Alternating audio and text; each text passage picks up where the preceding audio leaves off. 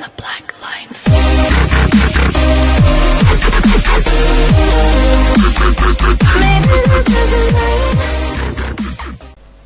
Какво става, ютубъри? Аз съм HD Gamer и днес снимам как да инсталирате тази лента отгоре. Виждате колко е яка. И нека да почнем да снимаме. Така. И чакайте малко, сега се връщам.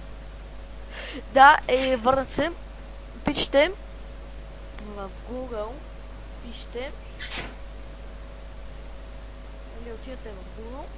И пишете Rocket Dog. Така. Сега. Ето тук. Си го таковате, търсите. В смисъл, да. И натискате Download. Така.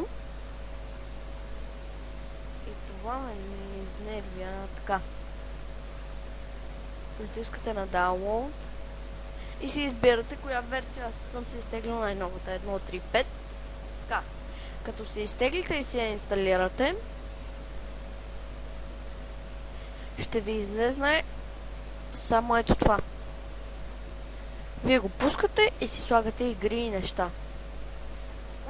Пускате го, а за да си го настроите, чакайте само видя къде беше. Тук пишеше някъде Rocket Dog.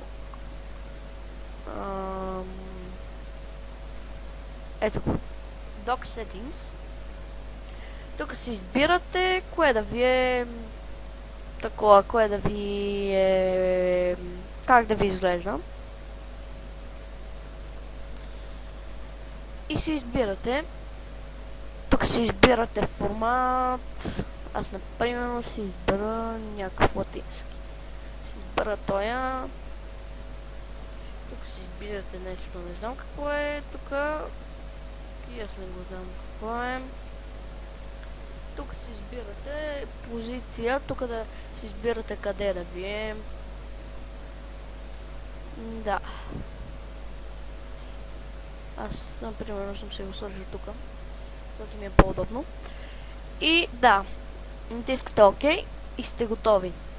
Това беше от мен, аз бях HD Gamer и до следващия път.